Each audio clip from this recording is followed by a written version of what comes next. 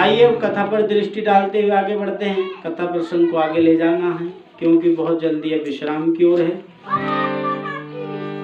इस वाले की आवाज बढ़ा दी, हल्की सी बढ़ा दी, पीले वाले की और बढ़ा थोड़ी सी, हाँ हल्की सी बस। हेलो। इस तरह कथा प्रसंग को आगे बढ़ाते हुए काकभूषुंडुजेन ने मानस रोग कहे, फिर कथा की महिमा गाई।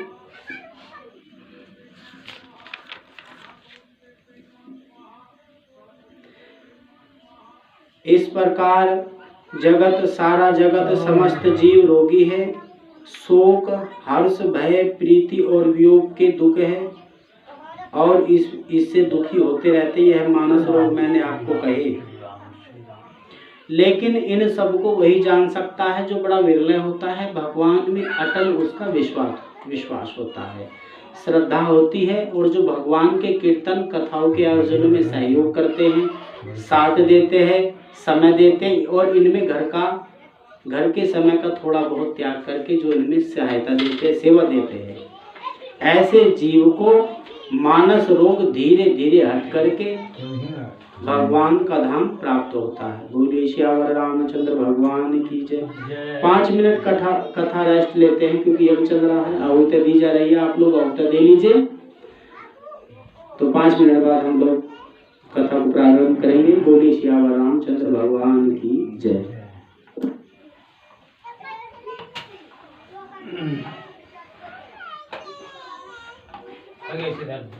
चलो भाई कि दो घर जिसको देना है, हाँ कथा तो विश्राम की ओर है। जय श्री राधे।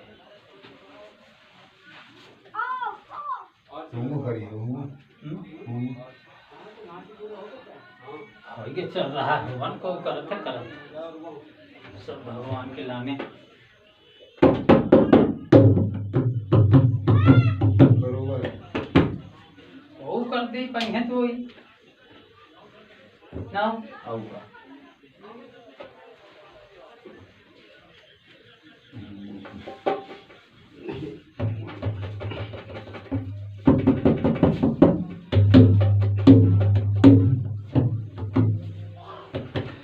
लो भाई आरती की ओर प्रसंग चल रहा है। मैं भी जल्दी बढ़ा दूं, खोल दी बटन जल्दी। हेलो। बोलिए श्यावर रामचंद्र भगवान की जय।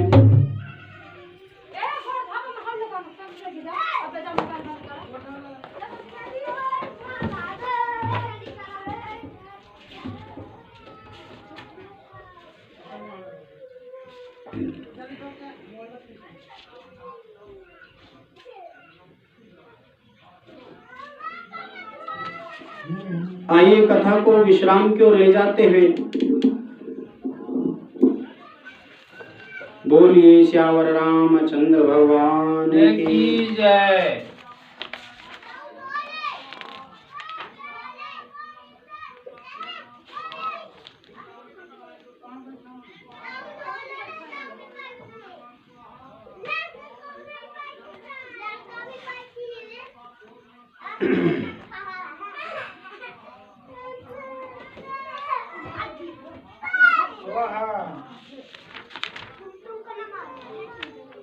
रामचरितमानस की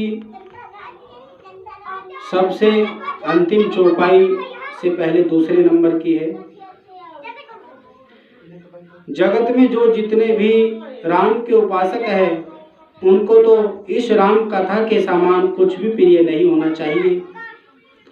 श्री रघुनाथ जी की कृपा से मैंने सुंदर और पवित्र करने वाली, जगत का मंगल करने वाली रामचरितमानस कि कथा अपनी बुद्धि के अनुसार को कहा, गोस्वामी जी कह रहे हैं।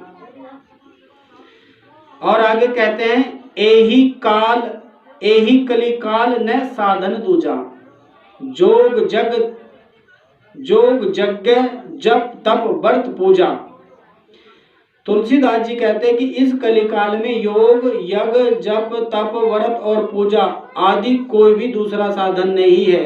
बस श्री राम का सुमरण करना चाहिए, श्री राम का गुण गाना चाहिए, निरंतर राम के ही गुण समूह को सुनते रहना चाहिए।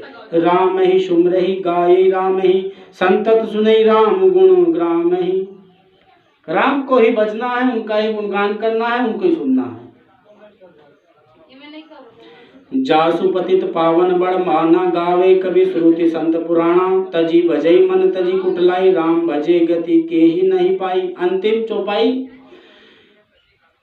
पतितों को पावन करना जिनका महान प्रसिद्ध बाणा है, ऐसे कवि वेद संत और पुराण गाते हैं। अरे मन, अपनी कुटिलता को छोड़कर त्याग कर उन प्रभु श्री राम को क्यों नहीं भजता? क्यों? श्री राम को भजने से किसने परम गति नहीं पाई? अर्थात जिसने भजा है उसने पाई है। भगवान शंकर अपना अनुभव बताते कहते हैं, उमा कहूँ मैं अनुभव अपना, सत हरि भजन जगत सब सपना। हे उमा, अब तुमने सारी कथा को सुन लिया, लेकिन मैं अपने जीवन का अनुभव कहता हूँ और मेरे मन की बात मानो।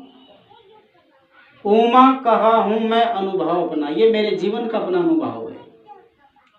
हम जब किसी को ज्ञान की बात कहते तो अपने जीवन के अनुभव की कहते हैं कि भैया ऐसे नहीं करो, इसको ऐसे करो, क्योंकि हमें सबका ज्ञान है, जानकारी है। भैया आरती लगा दी। हाँ, 2 मिनट रुकना पड़ेगा, प्रसंग रुका है मेरा।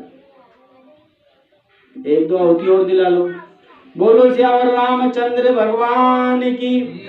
आइए अब हम सब लोग 2 मिनट बाद आरती की ओर। पूजा थाली उधर तैयार कर लीजिए मूर्त जी। हो गए।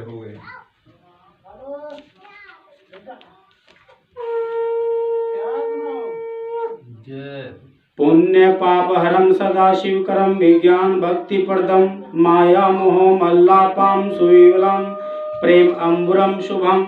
श्री राम मधुरा रामचरित्र मानसमिदं, भगत्यगंति आए ते संसार ग्रंथा नो मानवः। यह रामचरित्र मानस पुण्य रूप पापों का हरण करने वाला, सदा कल्याणकारी, विज्ञान और भक्ति को देने वाला, माया मोह और मल का नाश करने वाला, परम निर्मल प्रेम रूपी जल से परिपूर्ण तथा मंगलमय है। जो मनुष्य भक्ति पूर्वक इस रामचरित्र मानस सरोवर में गोते लगाते हैं, वे संसार रूपी सूर्य अति प्रचंड किरणों को, सूर्य की किरणों से बच जाते हैं जलने से। बोलिए श्यावर रामचंद्र। इस तरह रामचरित्र मानस का विश्राम इति मद्रा श्री रामचरित मानसे सकल कलिकुल विध्वंसे सप्तम सोपाना और उत्तर कांडा। कलयुग के समस्त पापों का नाश करने वाला श्री रामचरित मानस का यह 7वां सोपान समाप्त होता है। बोलिए श्यावर रामचंद्र भगवान की, उमापति महादेव की, भाई सब संतों की। ओम जय शिव